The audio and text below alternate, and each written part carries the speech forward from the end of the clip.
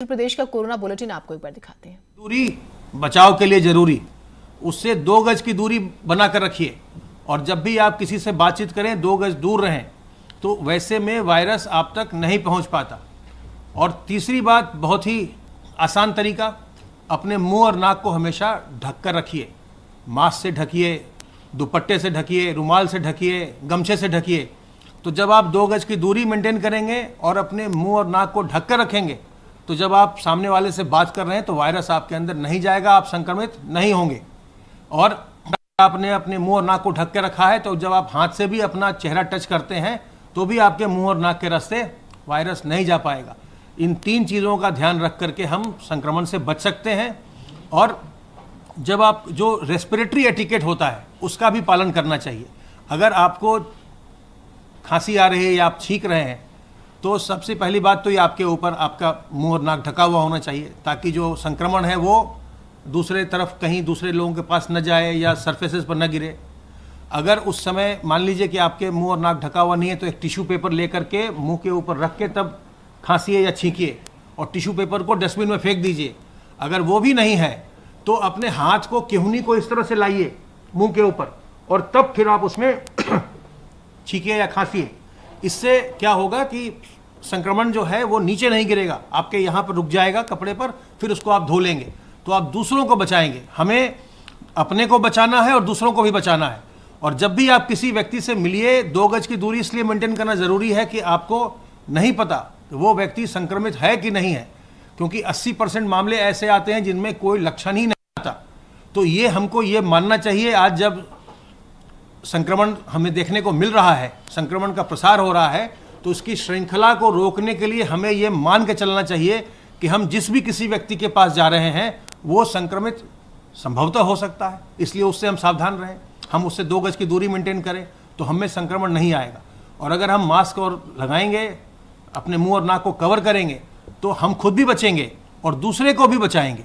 तो इसलिए हमें और आपको, सब लोगों को मिल करके प्रदेश को संक्रमण से मुक्त करना है, संक्रमण को नियंत्रित करना है। और किसी प्रकार की हीन भावना मत लाइए। अगर संक्रमण हो तो संक्रामक बीमारी किसी को भी हो सकती है, और दूसरे को हो तो कोई दुर्भावना मत लाइए।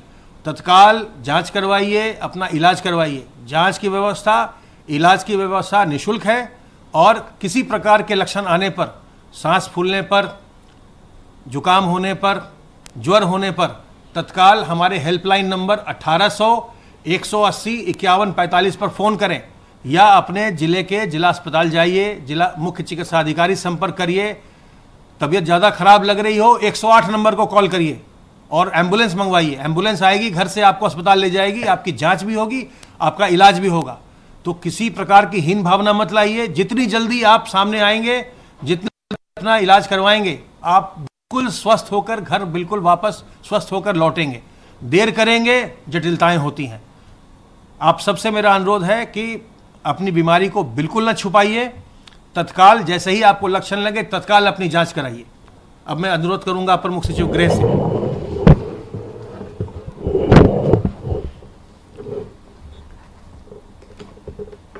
माननीय मुख्यमंत्री जी ने आज अनलॉक व्यवस्था की समीक्षा की और उन्होंने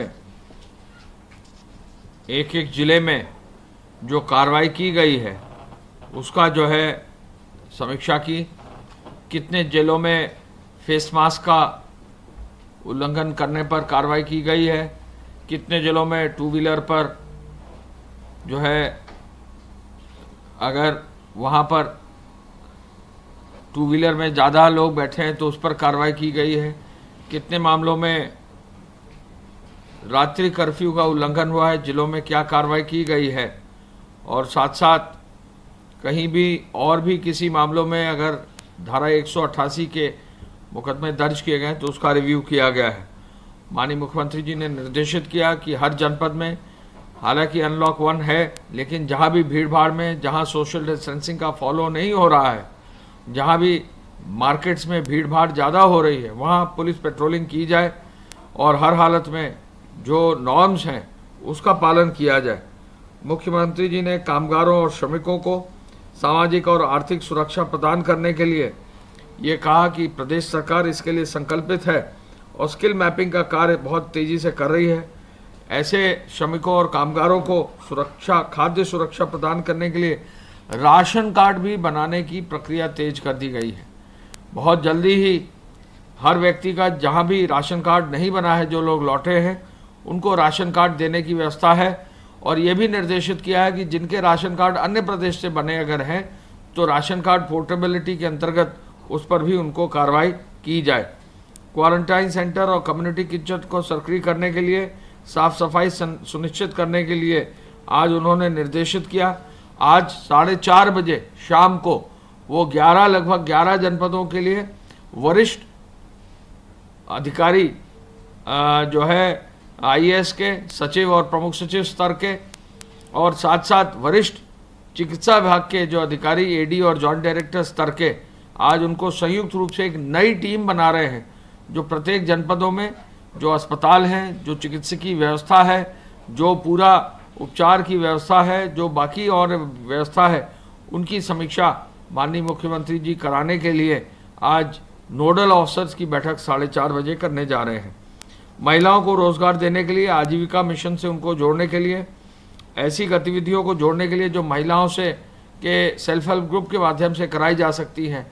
अचार बनाना है, मुरब्बा बनाना है, पापड़ बनाना है, सिलाई का काम करना है। सिलाई का काम करके एसएचजीज ने पिछले वर्ष काफ़ी संख्या में बेसिक शिक्षा विभाग में जो स्कूल यूनिफॉर्म से वो प्रोवाइड फॉर किया था, ऐसे ही महिलाओं को प्रशिक्षण देकर उनको रोजगार और स्वतः रोजगार देने के लिए निर्देश आज उन्होंने दिए हैं।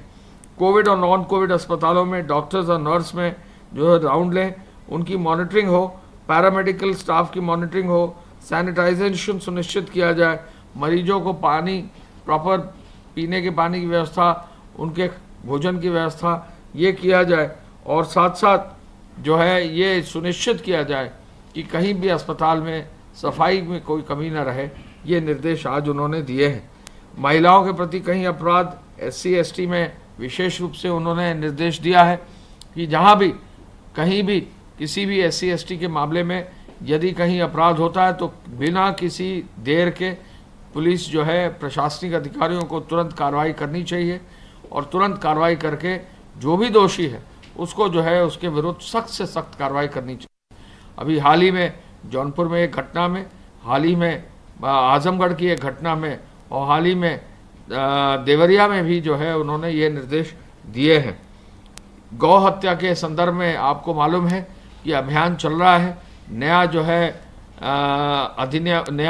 अधिनियम और नए एक्ट जो है ऑर्डिनेंस लाकर जारी किया जा रहा है, इस पर भी काम किया जा रहा है।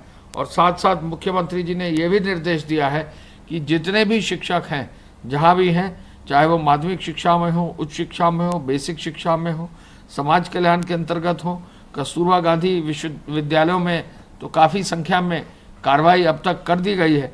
तो इन सब के डॉक्यूमेंट्स की एक जांच करने के लिए एक डेडिकेटेड टीम जो है बनाई जाए, और कहीं भी किसी भी रूप में ज़ीरो टॉलरेंस की नीति अपनाते हुए कोई भी कहीं भी फर्जी अगर पाया जाता है तो कार्रवाई की जाए।